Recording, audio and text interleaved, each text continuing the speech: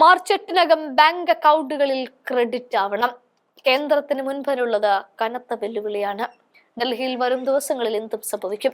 10 പേരുമായി അടിയന്തര ചർച്ചയ്ക്ക് അമിത്ഷാ വഴങ്ങേണ്ടി വരികയാണ്. 27 വർഷങ്ങൾക്ക് പുറത്ത് ഡൽഹി BJP തിരിച്ചു പിടിക്കുമ്പോൾ മോദി ഭരണത്തിന് കീഴിലുള്ള ഡൽഹി എങ്ങനെ എന്നാണിപ്പോൾ രാജ്യം ഉറ്റുനോക്കുന്നത്. ഇവിടെ 31 കോടിയിൽ നിന്നും 77 കോടിയിലേക്ക് കാര്യങ്ങൾ എത്തി നിൽക്കുകയാണ്. മുഖ്യമന്ത്രി കസേരയിൽ നിന്നും അതിഷി പുറത്തേക്കിറങ്ങുമ്പോൾ BJPയെ കാത്തിരിക്കുന്നതും അത് തന്നെയാണ്.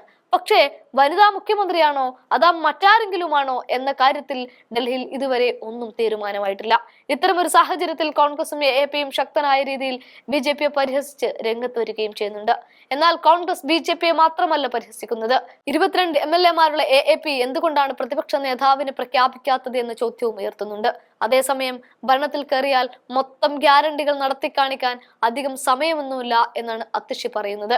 ഇവിടെയാണ് ആവശ്യത്തിനുള്ള പണം ഈ ഖജനാവിലുണ്ട് എന്നും അതിഷി പറഞ്ഞു വെക്കുന്നത്. 77 കോടിയുടെ കണക്കുകൾ നിരത്തുന്നതും. ഇതുവരെ ഭരിച്ച AAP സർക്കാർ വളരെ ശക്തമായ ഒരു സമ്പദ് വ്യവസ്ഥയാണ് BJPക്ക് കൈമാറുന്നത്. സ്ഥാനമൊഴിയുന്ന മുഖ്യമന്ത്രി അതിഷി അതിൽ അഭിപ്രായവും പറയുന്നുണ്ട്. ഇതിനാൽ തന്നെ ഡൽഹി നിവാസികൾക്ക് നൽകിയ വാഗ്ദാനങ്ങൾ നിറവേറ്റുന്നതിന് സാമ്പത്തിക തടസ്സങ്ങളൊന്നുമില്ല. ആം ആദ്മിയുടെ ഭരണത്തിന് കീഴിൽ ഡൽഹിയുടെ ബജറ്റ് 2014-2015 31,000 കോടി രൂപയിൽ നിന്ന് 2024-25 77,000 കോടി രൂപയായി വളർന്നു എന്നും 2015 മുതൽ സംസ്ഥാനം വരുമാന മിച്ചം നിലനിർത്തുന്നെന്നും അവർ കൂട്ടിച്ചേർത്തു. ഡൽഹി തെരഞ്ഞെടുപ്പ് വേളയിൽ BJP നിരവധി വാഗ്ദാനങ്ങൾ നൽകി. മോദിജി ഗ്യാരണ്ടി എന്ന പേരിൽ ഒരു ലഘുലേഖ അവർ വിതരണം ചെയ്തു. ഓരോ സ്ത്രീക്കും പ്രതിമാസം 2,500 രൂപ സാമ്പത്തിക സഹായം നൽകുമെന്നും പറഞ്ഞു. ഇപ്പോൾ BJP നേതാക്കൾ മന്ത്രിസ്ഥാനങ്ങളെ ചൊല്ലി ആഭ്യന്തര കലഹങ്ങളിൽ മുഴുകിയിരിക്കുകയാണ്. സാമ്പത്തിക പ്രതിസന്ധി കാരണം തങ്ങൾക്ക് വാഗ്ദാനം നിറവേറ്റാൻ കഴിഞ്ഞിട്ടില്ലെന്ന് അവകാശപ്പെട്ട് നിറവേറ്റാൻ പറ്റാത്ത വാഗ്ദാനങ്ങളുടെ ഉത്തരവാദിത്തം AAPയുടെ മേൽ കെട്ടിവെക്കുക എന്നതാണ് അവരുടെ തന്ത്രം.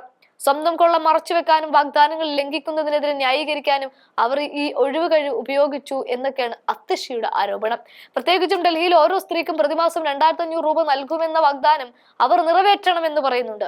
ഈ വാഗ്ദാനം അവരുടെ ആദ്യ മന്ത്രിസഭാ യോഗത്തിൽ പാസാക്കുകയും മാർച്ച് 8-നകം ബാങ്ക് അക്കൗണ്ടുകളിൽ ക്രെഡിറ്റ് ചെയ്യുകയും വേണം.